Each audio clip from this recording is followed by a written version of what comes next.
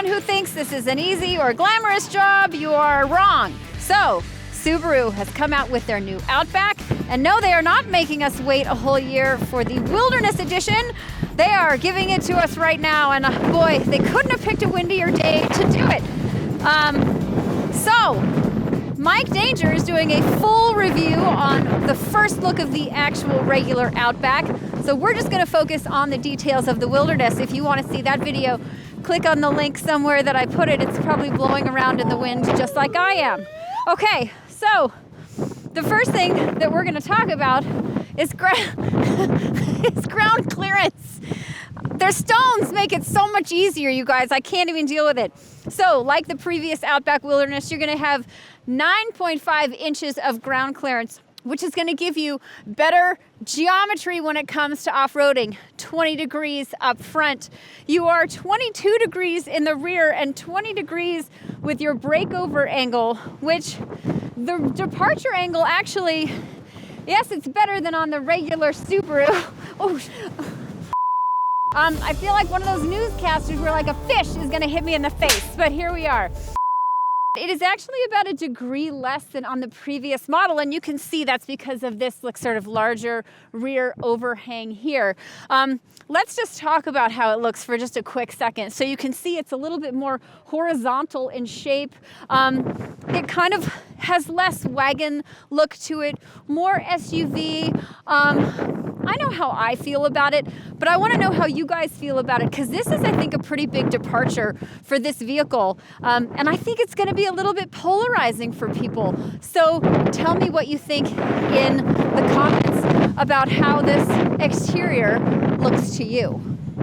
There is something that's pretty huge that's happening on this Wilderness, and that is electronically controlled dampers, which is pretty sophisticated for a Subaru, I'm not gonna lie. So we do get X mode. You're gonna get different settings, different modes. You get snow and dirt, and then you get deep snow and mud. That's normal, we're used to that.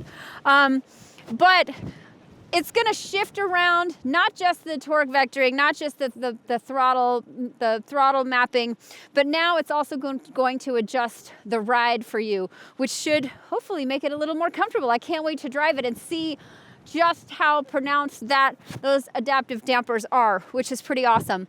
You're going to get, these are 17-inch wheels. You're going to get all-terrain tires on here, which everybody knows you definitely need. There's more cladding around here, so you can get into more trouble and not actually like hit your body panels, which is pretty awesome as well. So these obviously come standard, these roof rails, but there are also these little markers right here that will help you line up your stuff perfectly so you're not crooked, which I think is great. Tons of great Easter eggs on this. Also badging here on the C-pillar. When it comes to roof capacities, you are looking at 800 pounds static, 220 pounds dynamic. That's up 100 pounds. So if you have a roof rack up here, then you're in absolute fine shape. Also, it's 220 pounds lateral. So that means you guys could strap a hammock on here and, I don't know, hang a Mike Danger on the side of this vehicle and you'd be just fine. So you guys, you're gonna get extra like hooks back here for utility stuff.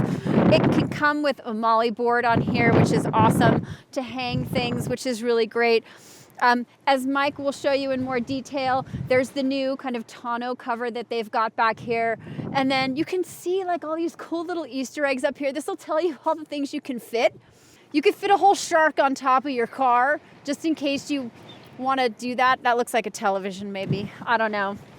So there's going to be tons of utility here, wider open space for you to actually load in your stuff, which is really great. So when it comes to powertrain, you're looking at the 2.4 liter Boxer engine, 260 horsepower, 277 pound-feet of torque. Now that's mated to the CVT, but you have kind of simulated 8 speeds that you can mess around with paddle shifters. So that's going to give you a little bit of adjustability when it comes to torque if you're going up a mountain or something like that. Oh, it's so less windy in here, you guys. It's amazing. Okay, some changes in here that are pretty cool. When it comes to the Wilderness, you're going to get these copper accents. And I know that some of these apply to the regular one too, but I think the carpet on the inside door, Mike just fell over. I think that's awesome so that your water bottles don't knock around. I think that this bigger screen is going to be really awesome. HVAC controls here, so you're not dealing with the vertical screen. You get these little tab things. There's like special badging on here, which, I mean, we're not really like, those aren't going to kind of blow us away, but just a couple of extras for the Wilderness package. But most of the stuff you get is going to be on the outside or in the rear for your cargo space, and up top where you need it. The Outback Wilderness does come with these StarTex seats, but you will now be able to upgrade to a sort of optional package that gets you Napa leather seats that are ventilated and have some other luxury amenities too. So if you want your Wilderness cake and you want to eat the luxury cake too, you'll be able to do that now. Do I have anything else to say? I don't know. I might blow off this mountain before I do. You guys, we've seen this for so many decades, and this is really such a huge departure. We're going to have a lot more to talk about this one. Again, if you want to see Mike Danger's full review, click on the link, and there'll be a link in the description too. But I'm dying to know what you all think of this.